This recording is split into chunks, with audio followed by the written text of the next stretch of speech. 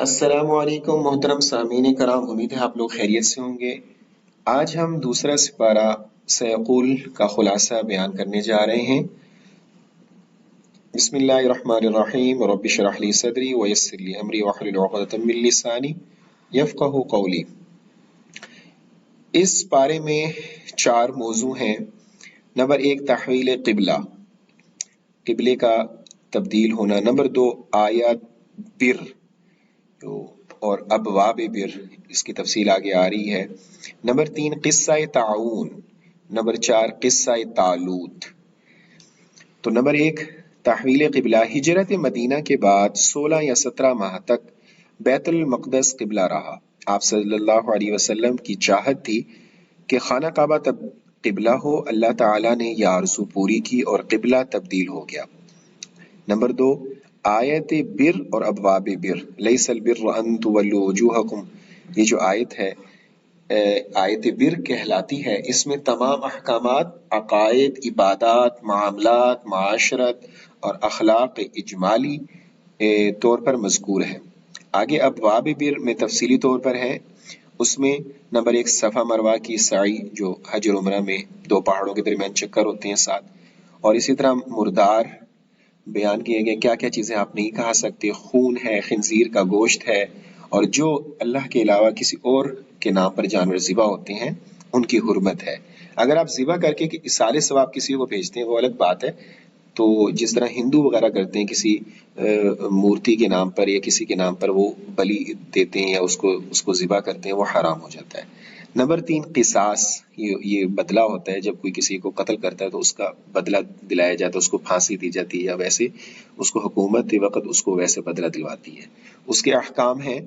اسی طرح نمبر 4 وصیت ہے، کہ وصیت جو انسان مر رہا ہو وہ اپنے خاندان کو وصیت کر کے جاتا ہے کہ اس کی کتنی جو جائیداد ہے وہ اللہ کے نام پہ دے دی جائے گی، کس کس کو کتنا، اس کے بارے میں تفصیل ہے۔ اور نمبر 5 روزے کے احکام ہیں، کہ کس حالات میں آپ روزے چھوڑ سکتے ہیں۔ اگر آپ واقعی بیمار ہیں تو روزے کا کفارہ ادا کر دیں۔ کسی غریب کو 2 ٹائم کا کھانا، یہ 1 روزے کا کفارہ ہوتا ہے، آپ دے سکتے ہیں۔ اعتکاف کے احکام ہیں، اور حرام کمائی جو ہے اس کے بارے میں قمری تاریخ، جو چاند کی تاریخ ہے اس کے بارے میں آسنے سے پوچھا گیا، اور اسی طرح جہاد کے بارے میں ہے، حج کے بارے میں ہے، اور اللہ کے راستے میں جو خرچ کرنا ہوتا ہے اس کے بارے میں ذکر ہے۔ ہجرت ہے، شراب اور جوا، اس کے بارے میں بتلایا گیا ہے۔ مشرکین سے نکاح، اگرچہ وہ خوبصورت ہی کیوں نہ ہوں لیکن ان سے نکاح سے اللہ نے منع کیا، وَلَا تَنكِحُوا الْمُشْرِكَاتِ حَتَّىٰ يُؤْمِنْ، کہ آپ ان سے نکاح مت کریں کیونکہ یہ آگے جا کے آپ کے لیے بڑی مشکلات پیدا ہوں گی۔ حیض میں جماع، اس سے بڑی بیماریاں پیدا ہوتی ہیں۔ ایلا، ایک آدمی نے قسم اٹھائی کہ اپنی بیوی کے قریب 4 ماہ تک نہیں جائے گا تو اس سے ایلا ثابت ہو جاتا ہے۔ ایلا، یہ قسم اٹھانا ہوتا ہے۔ اور اسی طرح طلاق کے احکام ہیں، عدت کہ طلاق کے بعد عدت کتنے من تک ہوتی ہے، کتنے ماہ تک ہوتی ہے، اور رضاعت جو دودھ پلایا جاتا ہے یہ کتنے سال تک دودھ پلا سکتے ہیں۔ مختلف اس میں اقوال ہیں، کوئی کہتے ہیں کہ 2.5 سال تک، 2 سال تک جو دودھ پلاتی ہے وہ اس کی ماں ہوتی ہے۔ اس کے بعد اگر کسی بچے کو دودھ پلایا تو وہ اس کی ماں نہیں ہوگی، کیونکہ وہ جسم کا حصہ نہیں بنتا بلکہ وہ پیشاب کے ذریعے خارج ہو جاتا ہے۔ اور 2 سال 2.5 سال سے پہلے جو بچے کو دودھ پلایا جاتا ہے وہ جسم کا حصہ بن جاتا ہے، اس لیے وہ عورت اس کی ماں بن جاتی ہے۔ اس کے بارے میں تفصیل ہے۔ حق مہر کے بارے میں ہے، حلالہ اس کے بارے میں ہے، اور جو متعلقہ عورت ہے اس سے پیغام نکاح، جس کو طلاق یافتہ جو عورت ہے اس سے آپ نکاح پیغام کیسے بھیج سکتے ہیں اس کے بارے میں یہاں پہ ہے۔ قصہ تعاون، کچھ لوگوں پر تعاون کی بیماری آئی، وہ موت کے خوف سے دوسرے شہر چلے گئے۔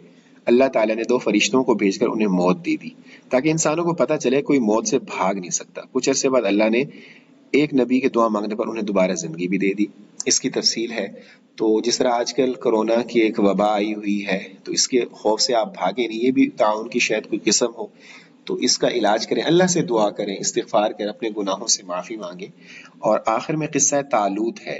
ویسے تو اس کو قصہ جالوت کہنا چاہیے، ظالم بادشاہ تو تھا، وہ جالوت تھا۔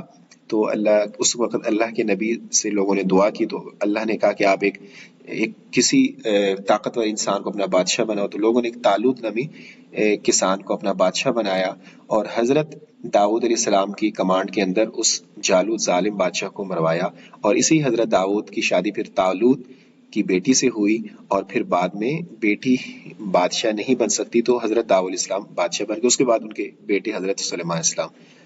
تو نمبر 5 طلاق کا طریقہ ہے، اس میں کس طریقے سے آپ طلاق دیں اگر دینی بھی ہے۔ اور نمبر 6 روزہ، قتال، ان سب کی فرضیت کب ہوئی اس کے بارے میں ہے، قصاص کے بارے میں ہے، حج کے بارے میں ہے، یہ سب تفصیل کے ساتھ آج دوسرے سپارے سیقول میں بیان کیا گیا ہے۔ تو آپ ان کو خود بھی پڑھیں ترجمے کے ساتھ قرآن، جو آپ کو آسانی سے میسر ہو، آسان ہو۔ تفسیر عثمانی ہے یا مفتی تقی عثمانی صاحب کا جو ہے ترجمہ قرآن لکھا ہوا، آسان ترجمہ قرآن، بہت ہی آسان ہے، وہ خود پڑھیں۔ تو جو آپ کو آسانی سے میسر ہو، جس سے آپ آسانی سے قرآن سمجھ سکیں، خود پڑھیں، اپنے بچوں کو پڑھائیں، اور ہمیں دعاؤں میں یاد رکھیں۔ ایک صدقہ جاریہ ہوتا ہے، جب ہم مر جائیں گے، اس دنیا سے چلے جائیں گے، تو یہی باتیں انشاءاللہ ہمارے لیے ایصال ثواب کا ذریعہ بنیں گی۔ دعاؤں میں یاد رکھیے گا، اپنا خیال رکھیے گا۔ السلام علیکم ورحمۃ اللہ وبرکاتہ۔